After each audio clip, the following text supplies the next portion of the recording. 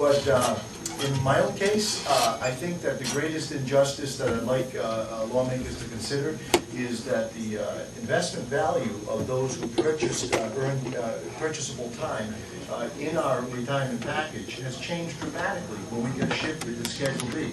In my own case, I had 8 earned years of teaching in. However, I had subbed in the district that I live in for 5 years. Every day, I purchased the purchasable time for approximately $5,800. That purchase was made 10 years ago today. The investment value of that $5,800 has changed dramatically now that I'm a Schedule B'er. At the time that the law was enacted, I had 13 total years in, 5 purchased, 8 earned. And it's just tremendously disappointing to me because in my particular case, I made that purchase time from working as a substitute school teacher in the very district I work in now. It wasn't like I purchased the time from some other type of earned activity, which I don't disparage, but it's just disappointing.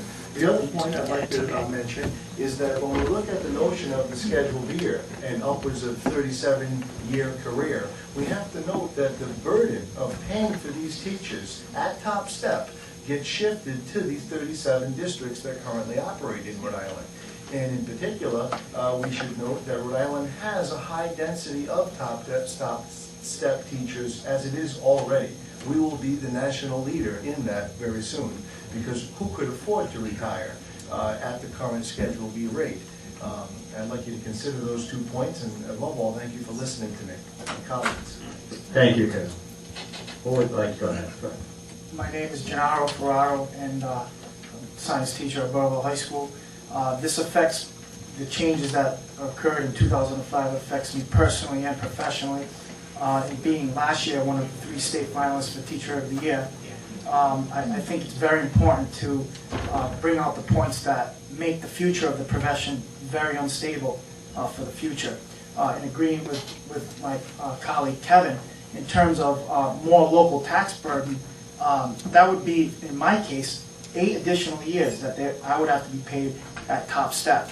And so, in terms of a local tax burden, that's a significant figure.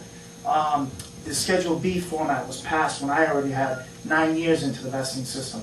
So I feel very unjustly about that. This affects personally my personal life. My wife is also a teacher who was under the Schedule B, and by the time we would be able to qualify to receive the benefits, we would have 2 young children entering college. And Burrillville being a non-Social Security district, this state pension for me and my wife will be our livelihood in the future.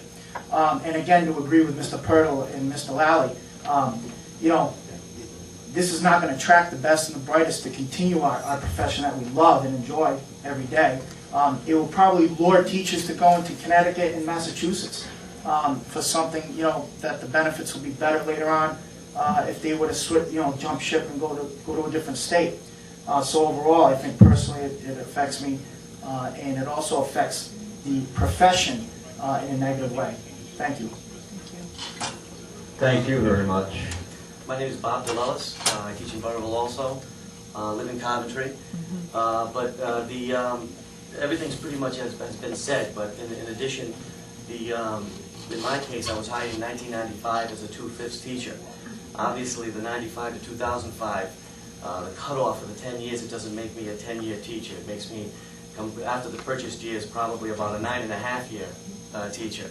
So again, you know, it's heartbreaking. It's just heartbreaking. You continue to pay the 9.5% to get a pension that's devastating. And again, I have 2 small children, and I find that, you know, we're going to continue to pay into the 9.5% and find out that our livelihood has been taken away. Usually, your livelihood is taken away for something that you've done, you know, and usually it's not teaching. But you know, in that way, it's that in that respect, that's, you know, that's where I have an issue with it. And hopefully, you'll consider these bills.